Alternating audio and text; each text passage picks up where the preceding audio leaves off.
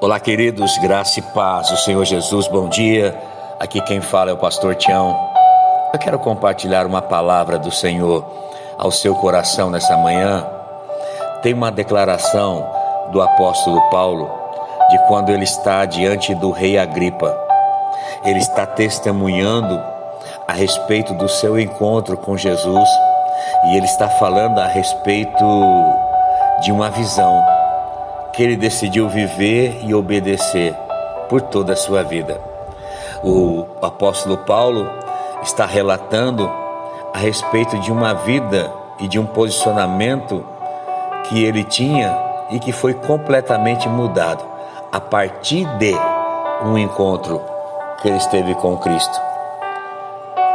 Atos capítulo 26, no versículo 19, ele faz essa declaração que para mim é uma chave para nós na caminhada com Cristo. Se nós queremos realmente viver tudo aquilo que Deus preparou para nós, se nós queremos viver tudo aquilo que o Senhor tem preparado para a minha vida, para a sua vida, nós precisamos olhar com muita atenção nessa declaração de Paulo, porque traz revelações poderosas para a nossa vida.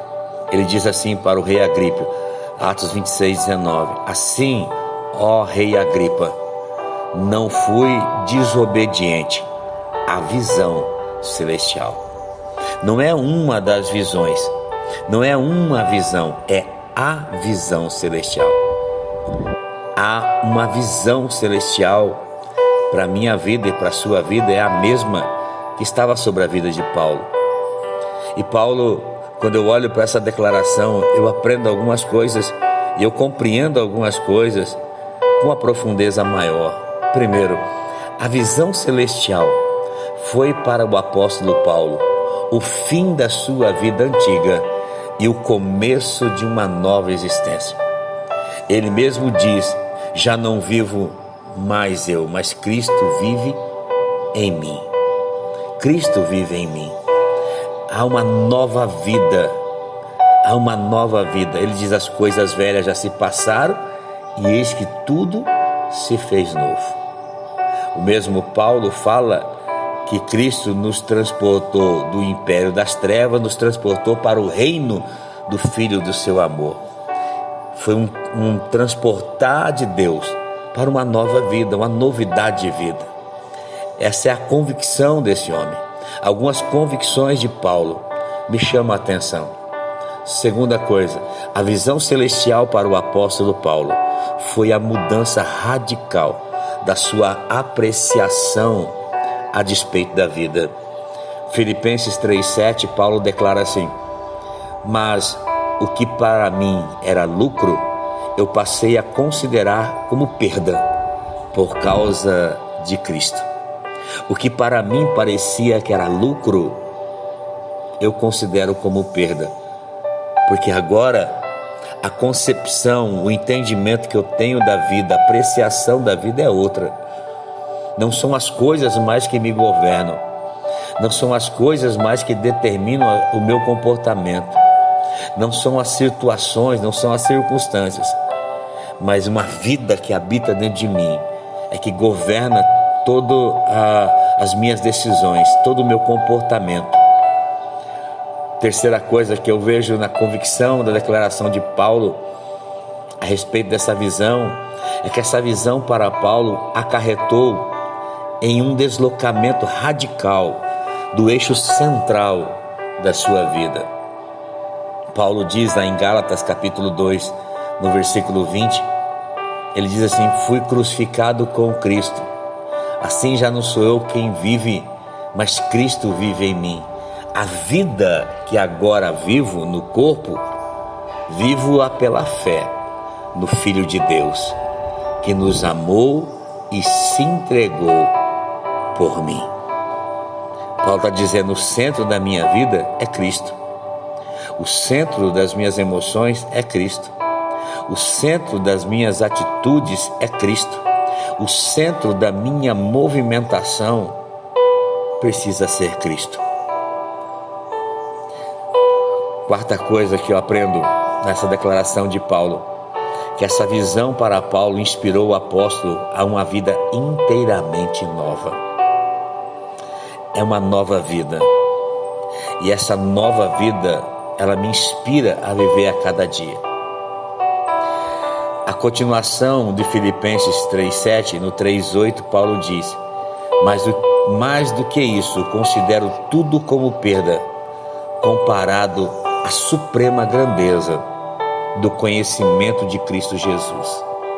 Existe um conhecimento de Cristo Jesus que eu considero todas as outras coisas como perdas. E ele continua dizendo: o meu Senhor, por cuja causa eu perdi todas as coisas, eu as considero como esterco para poder ganhar a Cristo. Aí no versículo 10 ele vai dizer assim: quero conhecer a Cristo, ao poder da sua ressurreição e a participação em seus sofrimentos, tornando-me como ele em sua morte. Aí lá no 13, Filipenses 3,13, ele diz: irmãos, não penso que eu mesmo já tenha o alcançado, mas uma coisa eu faço, esquecendo-me das coisas que ficaram para trás e avançando para que estão adiante de mim, prossigo para o alvo, a fim de ganhar o prêmio do chamado celestial de Deus em Cristo Jesus. Paulo está dizendo: existe um alvo, existe uma caminhada, existe um prêmio desse chamado celestial e eu estou prosseguindo. Uau! Quinta coisa que eu quero declarar nessa manhã para você, a respeito dessa visão, dessa declaração de Paulo, dessa obediência a essa visão celestial. Essa visão celestial deu ao apóstolo Paulo uma meta, um objetivo para a sua vida. Filipenses 3,9 diz: e ser encontrado nele, ser achado nele. Não tenho a minha própria justiça que procede da lei, mas a que vem mediante a fé em Cristo. A justiça que procede de Deus e se baseia na fé. Paulo está dizendo: tudo que eu quero, a minha meta é ser achado nele, é ser achado em Cristo. Tudo que eu quero é conhecê-lo, é prosseguir para um alvo, para um prêmio da soberana vocação de Deus em Cristo. Existe um prêmio, existe uma viva esperança, existe uma herança reservada para os santos nos céus. O apóstolo Pedro diz isso lá em 1 Pedro, no capítulo 1, no versículo 3 até o 5, ele fala: bendito seja o Deus e Pai do nosso Senhor Jesus Cristo, conforme a sua grande misericórdia, ele nos regenerou para uma esperança viva. Ei, irmão, existe uma esperança viva, uma viva esperança. E a palavra de Deus diz que por meio da ressurreição de Jesus Cristo dentre os mortos, para uma herança que jamais poderá perecer. Essa herança que está guardada para nós não vai perecer, querido. Não pode macular-se ou se perder do seu valor.